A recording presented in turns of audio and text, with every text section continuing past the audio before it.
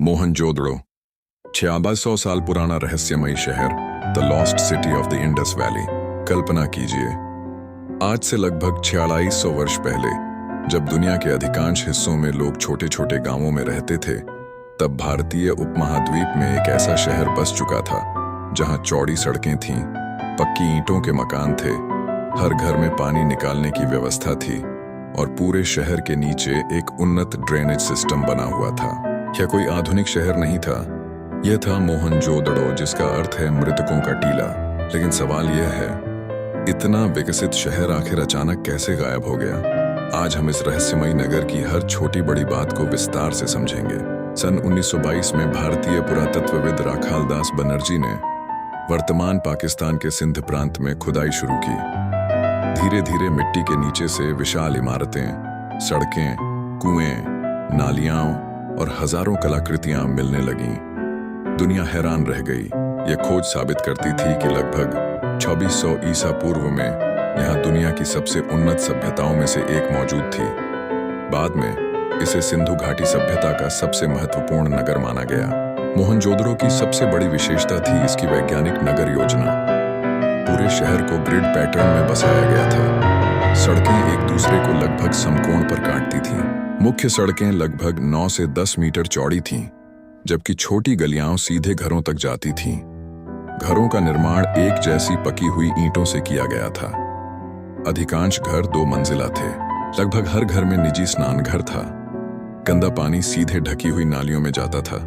इन नालियों की नियमित सफाई के लिए निरीक्षण कक्ष भी बनाए गए थे। आज भी कई आधुनिक शहरों में इतनी व्यवस्थित ड्रेनेज व्यवस्था देखने को नहीं मिलती। मोहनजोदड़ो का सबसे प्रसिद्ध निर्माण है ग्रेट बाथ। यह लगभग 12 मीटर लंबा, 7 मीटर चौड़ा और 2.4 मीटर गहरा जलाशय था। इसे विशेष जलरोधी ईंटों और बिटुमेन की परत से बनाया गया था ताकि पानी बाहर न निकले। इतिहासकारों का मानना है कि इसका उपयोग धार्मिक स्नान या विशेष समारोहों के लिए किया जाता था।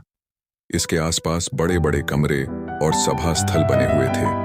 शहर में विशाल अनाज भंडार, गोदाम और प्रशासनिक भवन भी मौजूद थे, जो एक संगठित शासन व्यवस्था का संकेत देते हैं। मोहनजोदड़ो के लोग खेती, व्यापार और हस्तशिल्प में अत्यंत कुशल थे। वे गेहूं, जौ, तिल और कपास उगाते थे। दुनिया में कपास का सबसे प्रारंभिक उपयोग भी यहीं से जुड़ा माना जाता है।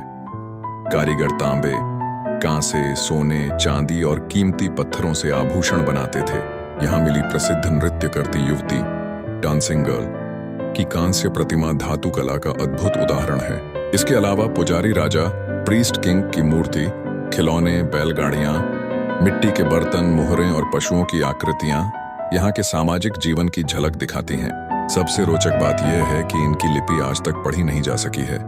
लगभग 400 से अधिक चिन्हों वाली यह लिपि आज भी दुनिया के सबसे बड़े ऐतिहासिक रहस्यों में से एक है। लगभग 1900 ईसा पूर्व के बाद यह महान शहर धीरे धीरे वीरान होने लगा। लेकिन क्यों? इसका स्पष्ट उत्तर आज भी किसी के पास नहीं है। कुछ वैज्ञानिक मानते हैं कि सिंधु नदी का मार्ग बदल गया। कुछ के अनुसार भीषण बाढ़ों ने शहर को नुकसान पहुंचाया। कुछ शोध जलवायु परिवर्तन और लंबे सूखे की ओर संकेत करते हैं। पहले विदेशी आक्रमण का सिद्धांत लोकप्रिय था, लेकिन आधुनिक शोध इसे मजबूत प्रमाणों के अभाव में स्वीकार नहीं करते। यानी मोहनजोदड़ो का पतन आज भी इतिहास का एक अनसुलझा रहस्य बना हुआ है। मोहनजोदड़ो केवल ईंटों का शहर नहीं था, यह मानव बुद्धिमत्ता, वैज्ञानिक सोच और उत्कृष्ट नगर नियोजन का जीवित प्रमाण है। 600 साल पहले बनाया गया यह नगर आज भी हमें सिखाता है कि सभ्यता केवल ऊंची इमारतों से नहीं, बल्कि सुव्यवस्थित जीवन, स्वच्छता और ज्ञान से महान बनती है। शायद इसी वजह से मोहनजोदड़ो आज भी इतिहास की सबसे रहस्यमयी और प्रेरणादायक सभ्यताओं में गिना जाता है।